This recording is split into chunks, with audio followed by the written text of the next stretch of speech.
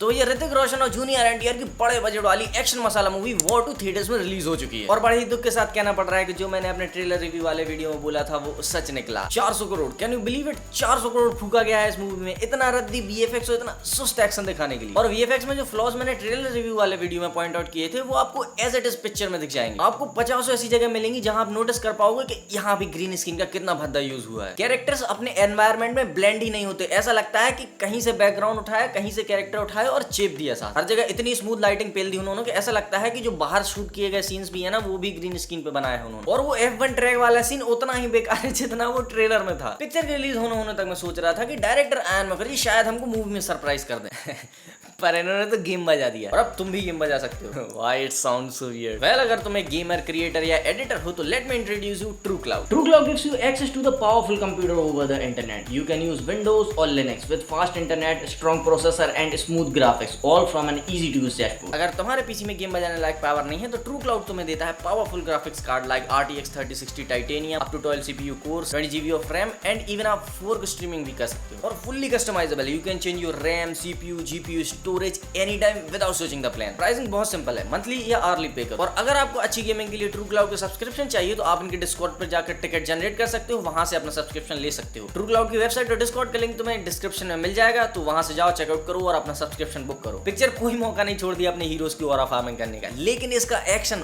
Aura का लौरा कर देता है। इतनी सुस्त एक्शन कोरियोग्राफी तुम वॉर जैसी पिक्चर से कभी एक्सपेक्ट नहीं करोगे। अरे भैया नहीं तुम अच्छा वीएफएक्स दिखा पाए, लेकिन थोड़ी मेहनत अच्छी कोरियोग्राफी पे तो कर लेते, एक्शन तो ढंग से कोरियोग्राफ करते ताकि कम से कम एक्शन देखने में तो मजा आए हमको, जिसके लिए हम थिएटर में जा रहे हैं पैसा देके। लिटरली एक्शन दिखाने में मेकर्स का बिल्कुल भी कन्विक्शन नहीं दिखता। इससे बढ़िया तो वॉर 1 का एक्शन था। पिक्चर में मेजर 5 एक्शन सीक्वेंसेस हैं, जिसमें से 2 हीरोज के एस्टेब्लिशमेंट के लिए हैं और बाकी की 3 स्टोरी के नैरेटिव में कंट्रीब्यूट करते हैं, जिनको मैं आपको क्रोनोलॉजिकली एक्सप्लेन करता हूं। पिक्चर की शुरुआत में ही सबसे पहले कटाना वाला एक्शन सीक्वेंस आता है, जिसका ट्रेलर में देख के मुझे लग रहा था कि हाँ गुरु ये वाला बढ़िया होगा। उस एक लौते एक्शन सीक्वेंस में इतना पोटेंशियल था कि अगर कन्विक्शन के साथ उसे दिखाया जाता ना तो बहुत बढ़िया हो सकता था, लेकिन भाई लोगों ने चूज किया कि हम दिखाएंगे ऋतिक रोशन का ऑरा, और ऑरा दिखाते ऑरा का लौरा हो गया। लिटरली जब ऋतिक रोशन मुक्का चला रहा है ना ऐसे ऐसे, तो ऐसा लग रहा है कि वो ऑलरेडी स्लो मोशन में ऐसे मार रहा है और फिर उसको और स्लो डाउन किया गया। वो इतना नोटिसेबल था कि मुझे बड़े दुख के साथ हंसना पड़ रहा था कि भाई तुम ऋतिक रोशन को लेके ये करवा रहे हो यार, तुम पता नहीं उससे क्या क्या करवा सकते हो। वो कियानो रीव्स 60 साल का बूढ़ा आदमी जॉन विक बन के क्या एक्शन कर रहा है और तुम यार ऋतिक रोशन से ये करवा रहे हो यूं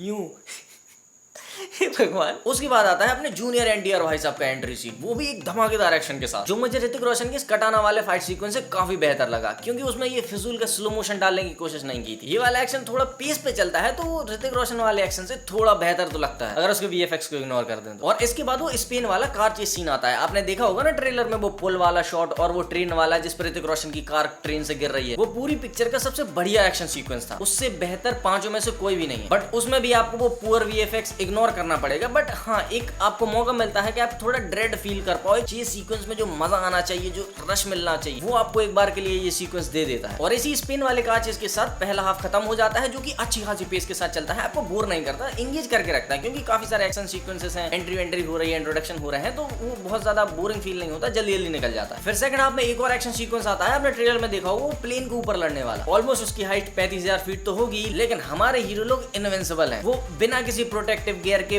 बिना ऑक्सीजन मास्क के, बिना किसी ऐसे इक्विपमेंट की जो उन्हें ऊपर रख सके, और इतने ऊपर उड़ते हुए प्लेन को भी उन्होंने ट्रेन समझ लिया है। लुढ़क रहे हैं उसी पे कूद रहे हैं, फूद रहे हैं, मतलब क्या हो रहा है ये। एंड भाई एंडिंग फाइट जब हमारे दोनों हीरोज का फेस ऑफ होता है, किसी भी पिक्चर का क्लाइमैक्स उस पूरी पिक्चर का वर्डिक्ट चेंज कर सकता है। बट इसके क्लाइमैक्स में जो फाइट सीक्वेंस है वो कितना लेथर्जिक है, मतलब आप 2 इतने बड़े हीरोज के साथ आप कुछ भी अंडरवर्ल्ड एक्शन दिखा सकते थे, लेकिन आपने क्या चूज किया, इतना आलसियों वाला hand to hand combat fight sequence. अब देखो भाई, ये मत कहना कि मैं बहुत सारी कमियां निकाल रहा हूँ। एज अ जनरल ऑडियंस आपको लग सकता है कि एक्शन बहुत बढ़िया था, बट एज अ रिव्यूअर मुझे पता है कि एक बढ़िया अच्छा देखने वाला कमाल का एक्शन सीक्वेंस कैसा होता है। राजामौली ने एनटीआर से इससे कहीं ज्यादा अनरियलिस्टिक एक्शन करवाया है, but it is not about the unrealistic action, it is about how you garnish it, how you present it on the big screen, कि वो अनरियलिस्टिक मोमेंट भी लार्जर देन लाइफ लगने लगे। अरे यार डायरेक्टर साहब पिक्चरें बनाते हो, देखते नहीं हो क्या मॉडर्न डे सिनेमा में एक्शन किस लेवल पे पहुंच चुका है। आपने आज के समय में जो एक्शन दिखाया है ना, आई गारंटी यू 5 से 10 साल पहले की एक्शन मूवीज में भी इससे बेहतर एक्शन होता होगा। VFX लिए माना कि आप एक एक्सक्यूज दे सकते हो कि हॉलीवुड की पिक्चरों का बजट हमारी पिक्चरों से 5 से 10 गुना ज्यादा होता है। But remember one thing, India में ही इससे कम बजट पे इससे लाख गुना अच्छा VFX और एक्शन दिखाने वाली मूवीज ऑलरेडी बन चुकी हैं। और मैं समझ नहीं पा रहा हूँ कि अच्छी एक्शन कोरियोग्राफी में कितना ही बजट बढ़ जाता है यार। 10 करोड़ 20 करोड़ 400 करोड़ की पिक्चर है, थोड़ा सा ज्यादा बजट एलोकेट कर देते हैं ना तो इससे लाख गुना अच्छी पिक्चर बन जाती है। एक यूजर का मैंने एक्सपोस्ट देखा, मैं तुमको पढ़ के सुनाता हूँ। Kabir broke up with Kavya because of his job of an undercover agent. The job was the problem. He then romanced with Naina while doing the same job. No problem. Logic killed him. Logic यहाँ नहीं मरा,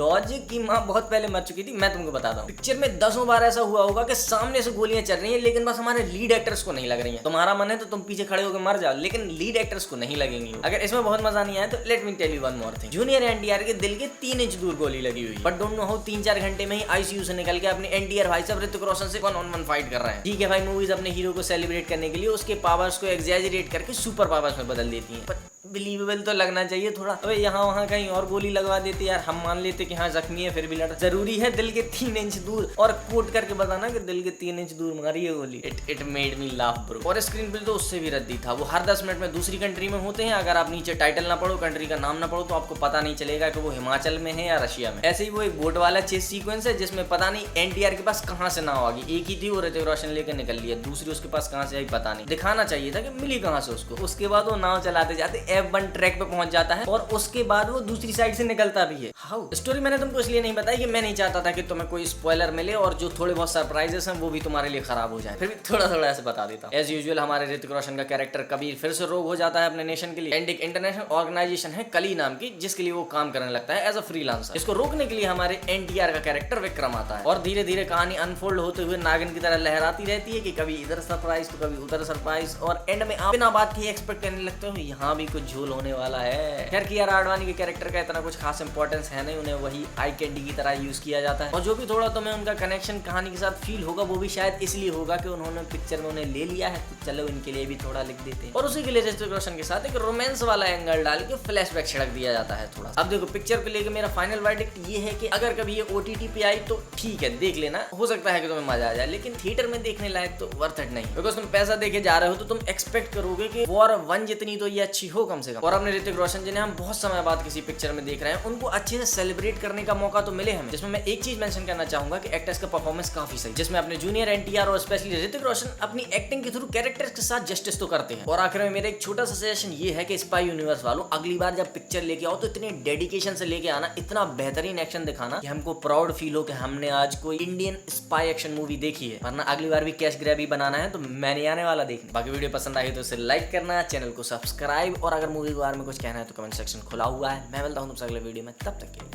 bye. Picture में major 5